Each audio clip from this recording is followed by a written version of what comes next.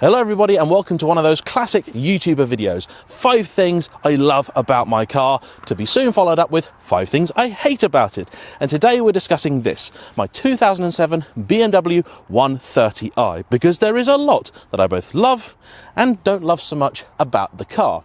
Now we're going to start off with the fact that it is a reasonably rare car, but a stealthy one. You see, a 1 Series is not a rare thing at all. In fact, there are tens, if not hundreds of thousands of them on the roads of Britain.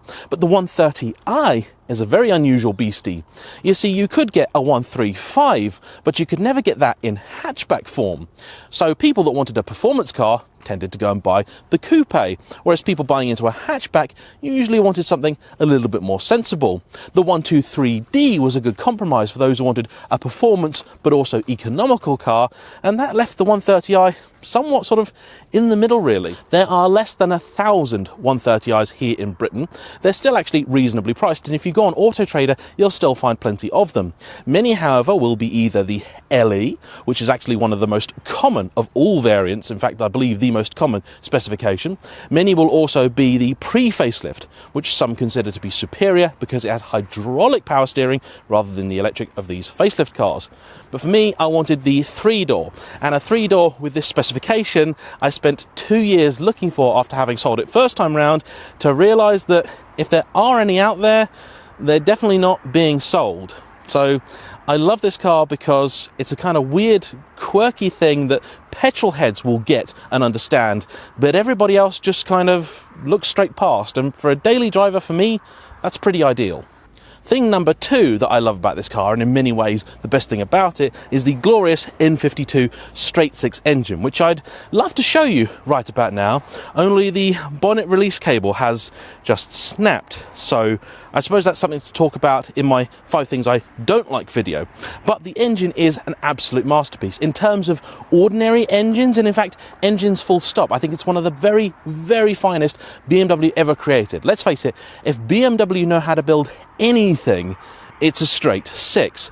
This one has 155,000 miles on the clock and still runs smooth as butter, pulls very hard from low down all the way to about 7,000 RPM. So compared with the old M54, my old E46 3 Series, it's a bit of a fruitier engine, plenty of torque, 265 horsepower. It's also actually a little bit more powerful than any of the other cars which got this same engine. The extra ponies BMW claim come from a better intake path, but it's probably just a map.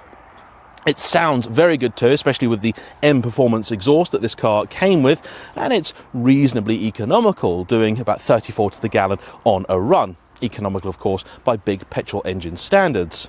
I think it's one of the best engines that's ever gone in a small car, full stop. And it's actually quite a trick thing too for a relatively common power plant.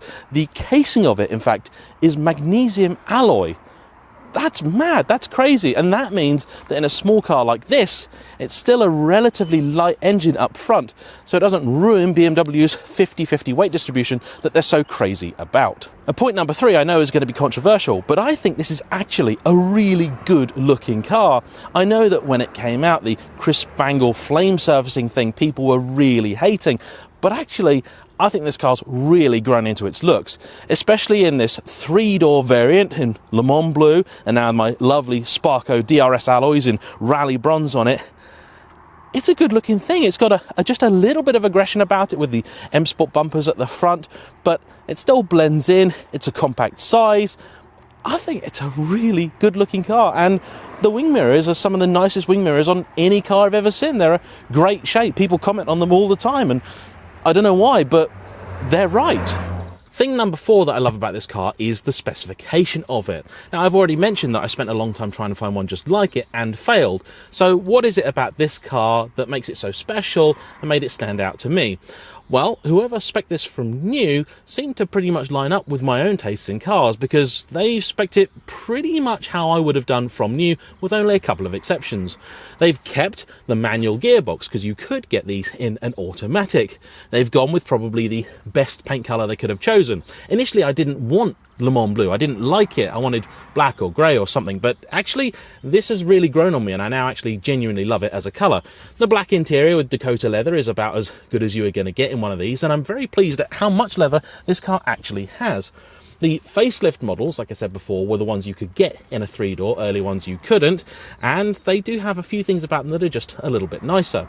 This one has the full iDrive system, which was an optional extra, and although it's out of date, the Bluetooth still works just fine with my Samsung Galaxy S10, so that's nice.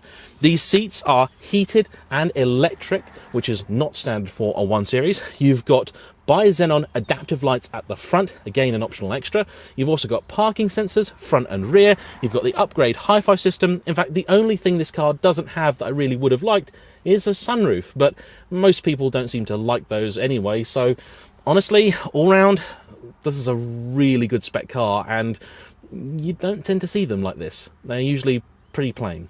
And last but not least, this is not an expensive car. In fact, compared to pretty much everything else that I own, nothing about this is pricey at all. Buying it is reasonably cheap. You can pick examples of these up from about £3,500, but they tend to be a little bit ropey. However, from £4,000 onwards, you can get a really good car. £7,000 or £8,000 and you're going to find one which has got all the toys on it, no miles, and a perfect service history that's probably just had a full respray. These are cheap. Even compare with, say, the Alfa Romeo 147 GTA, like my friend Jack from number 27 has. This is, on paper, a very similar car. In practice, a much more grown-up, mature, and more luxurious one, but it's about half the price. Fuel, like I said, is okay, if not great. Tax on this one is expensive, I will say that. Earlier ones will be a bit cheaper. Servicing is dirt cheap because it's just normal, ordinary BMW prices. Even fixing the little bonnet latch, which is now broken, hopefully won't be too much. Modifying it isn't too expensive, and you can do lots to them because 70% of these is interchangeable with a 3 Series. So this one has all M3 control arms and things on it, and if I want to do more to it, I can very easily. It is all round a very, very good car for not a lot of money. So that hopefully is 5 good reasons why I love my BMW 130i. And in my next video, 5 reasons I don't. Maybe 6.